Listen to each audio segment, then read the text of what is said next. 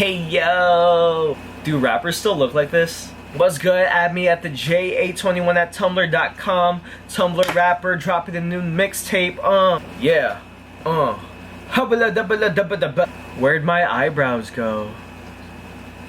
What is up, y'all? It's Jordan Agabin back again. This video will be a little bit different from what you're used to. I know I'm usually talking about like college and stuff like that, things I do in my life, but today I kind of just want to reflect. I want to reflect on my rapping, my history of rapping. So, just to start off, how did I even begin rapping?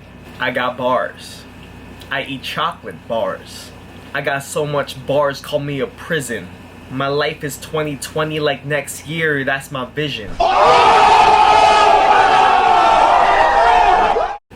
Yeah. Anyway, so how did I even start rapping? I remember this very, very clearly. This was like a big shift in my life. At a young age, I just listened to a lot of rap music. I really vibed with it the most. I used to be into like rock music more, maybe pop. Nowadays I listen to everything, but back then I really had a heavy rap influence in the grade school years. And I remember there was an 8th grade talent show. I was about to graduate 8th grade. I was like, how do I end off my middle school career with a bang? I remember I used to write raps in my room back in those desktops, just Microsoft Word, man. Like, obviously I had never performed before. I used to just freestyle with my friends to random beats at the time, but I really wanted to leave something lasting, try something out of my comfort zone. Of course at the time I didn't know that. For me it was kind of just like a big step because I loved rapping so much that I really wanted to give it a try for myself as opposed to being a consumer of rap, you know? And I wanted to show the world that, you know, I can do it too. So I was really inspired by that. 8th grade there was a talent show that came up in my middle school and I just did it. I was the main event. I was the last performance. And I remember minutes before my performance, I wanted to throw up so bad. I wish there was video footage of it, by the way. I don't know if anyone ever filmed it. I never told my parents because I didn't feel comfortable rapping in front of my parents. I kind of want to just do like a friend thing, people I don't know, and then I'm out, you know. There is no video, but just to tell you a little bit about it, I rapped to Rocketeer by Far East Movement. I know that's like super random. That's like the last thing you rap about, but I kind of catered it to my class, my 8th grade graduating class, and I rapped about that, graduation. So a lot of 8th graders were in attendance and they really just came out to support me, and it really meant the world to see people out there cheering after every line, shouting out people's names. Overall, the graduation feel, you know, like everyone was kind of on that high. I remember after that, after all the trembling, after all the shaking, it felt amazing. I just felt like I was at the top of the world after the performance, and really, like, I just felt like a superstar. That was the biggest thing for me then. And I thought that would be it, you know, but I moved into high school. Sorry, I didn't move into high school. I don't live there. So I advanced onto high school, and freshman year, I kind of built my identity as a rapper. I remember I started this thing called Punchlines at Lunchtime. Honestly, I'll even link that video below. It's on my other YouTube channel. But everyone just knew me as the rapper in my high school, you know? It's crazy because every time someone would see me, someone would meet me, they'd be like, yo, this guy raps. And then everyone would be like, yo, freestyle for me right now. Even sometimes there'd be some beef, like, oh, come on, rap battle me, yo. Show me that you're better. I wasn't much of a freestyler. I wasn't much of a battle rapper. I really just wanted to rap, express my creativity, sometimes even my corny jokes through it. I really felt that in that art form, I could really express myself for who I am. So all 4 years of high school, I just continued rapping. And over time, I just kind of built that reputation as the rapper in my high school, and people would talk about me. And no, I wasn't anything big. I had no mixtapes or anything, but I put out videos here and there. I perform on Snapchat, Instagram, stuff like that. It was really amazing to be known for something. But for me, it was great just knowing that I could have an identity. That was the biggest thing for me. Like, automatically, if there was a rapper in a school, it had to be Jordan. Thank you, by the way, to my high school class. So why did I stop? So before I even continue to that, I kept rapping in college actually. So freshman and sophomore year, it was also a source of my identity. I did a lot of open mics, musical performances through my Filipino clubs, D3. It was a great way to really, like high school, put me out there again. People will know who I am. They don't even have to know my name. They'll just be like, yo, that rapping freshman guy. And they would automatically know it's me. So that was really a great thing. But I think somewhere in my sophomore year, it kind of just clicked with me that I was already known for this in high school. I don't know if I wanted to carry that identity with me in the future. And at the time, at high school especially, I'll admit, I really did want to become a rapper when I grew up. A actual professional performing rapper, going on tour, making money off of that. And at the time, I remember when people say that I couldn't make a career out of it, I would get mad. Everyone's like, it's impractical, you're not gonna make money out of that. And it really pissed me off, and it kind of fueled my passion even more. As I grew in college, either college destroyed my dreams, just kidding, or it just helped me realize that it's a really good hobby to have on the side, even a side hustle somehow in the future. It really led me to the path that, no, I don't want to do this as my full-time career. There's so many things I don't know about the business of rapping, the music industry. So that's kind of where it came to a halt. I started dabbling in other things. I started picking up leadership positions in college, focusing more on my education. So the rapping kind of had to dwindle down a little bit. Honestly, looking back, I'm okay with that. It had its time. It had a really great run. I have some videos up on YouTube. It's amazing memories. It's not like I have to let it go. It'll always be a part of me. Sometimes I just walk down the street and I'm already thinking of rhymes randomly. So how did rapping help me in life? How did it help me in the future, aka now? Obviously, when I started rapping, I wasn't thinking about the benefits or how this would help me in the future. It was kind of like an in-the-moment thing. But looking back, the fact that I took up this rapping thing, really delved deep into it, I realized I picked up a few things from it that has helped me in my life today. So one thing might be very obvious, I'm very talkative, so this kind of helped shape my communication skills, I have to say.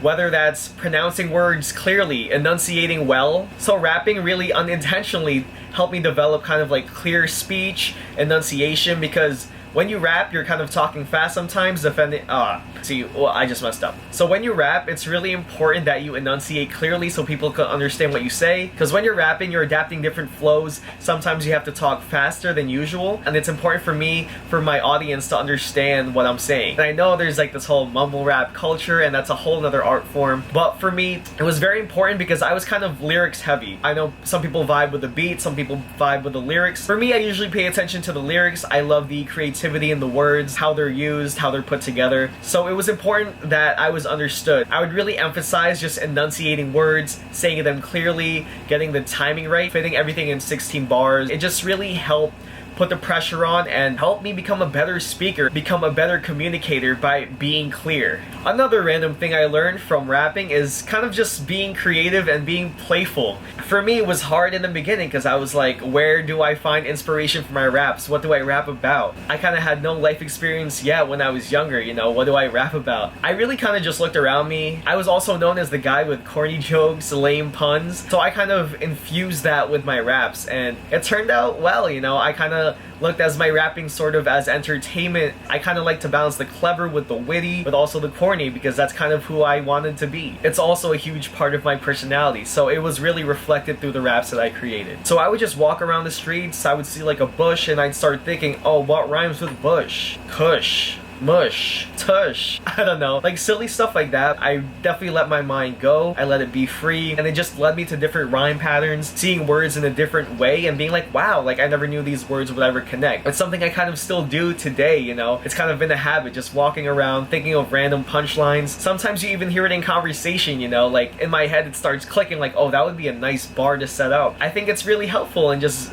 being creative, seeing the world in a different way. I know that's such a micro thing. For me, it's kind of fun in my head. I find entertainment through little things. It helps me a lot with my jokes, breaking the ice with friends. And lastly, but most importantly, it helped me with my comfortability. With me being comfortable performing for crowds, me being comfortable in front of crowds even. Rapping is a lot of pressure, all eyes on you. People were ready to judge you, if we're being honest. They're like, does this guy suck or is this guy good? That was it. It's really that snap judgment of, is this guy good or is he not? It's so binary. So it was a lot of pressure, and that meant I had to practice a lot more. I had to practice at home, in private, when I'm walking. Sometimes I record myself and listen to my own raps just so I could kind of listen to it like a song. That was kind of like the little things I did. But really, this helped me so much with just being comfortable talking to crowds, and I could see it in my college career when I just became so comfortable being social, me being loud, being myself. I guess rapping kind of just shaped my personality, you know. Aside from just being comfortable with crowds, it's another thing to just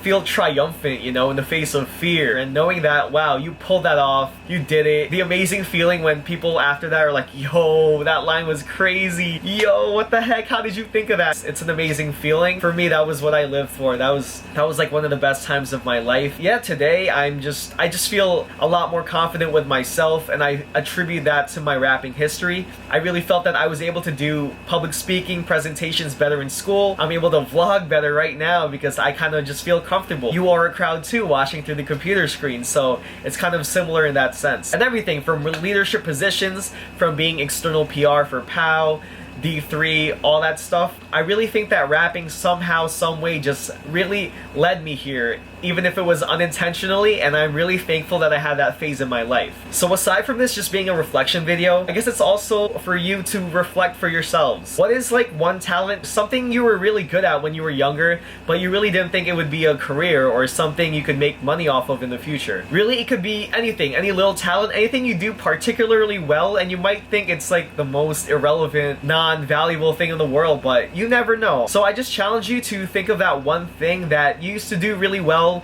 maybe when you were younger, or maybe even recently, and you kind of just abandoned it for a more practical, maybe you just abandoned it because you didn't think anything could stem from it, but you never know. In today's age with the internet, there's so much we can do, and you never know how that could translate into your career, into a video, into an idea. Really, I just challenge you to reflect first of all. Think about that one thing, maybe that hidden talent that you have the world has yet to see, even if it's totally unrelated to your work. Think of maybe possible side hustle ideas, maybe ways you can make money off of that, whether that's like performing for people. Maybe you juggle particularly well, but you know, that doesn't help with being, I don't know, retail cash register person. Why not juggle behind a cash register? I don't know, that would be kind of cool. Really just don't dismiss these random, seemingly useless talents that you might have had or currently have. You really just have to think outside the box. Sometimes you can just look back and see like, wow, that contributed to my growth today. That's kind of what I'm doing right now with rapping, but just looking back, I was like, wow, it really had a lot of influence on me, and I'm sure you might have your own thing too,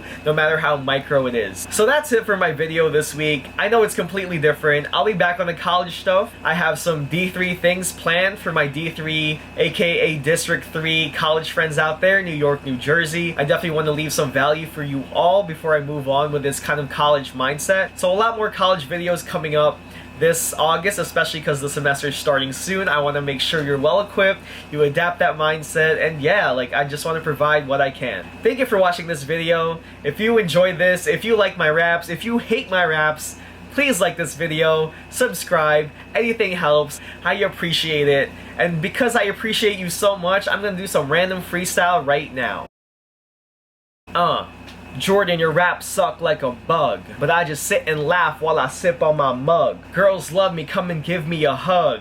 My flow's so wet, I could fill up a tub. Yeah, I'm that Filipino. I'm delivering a keynote.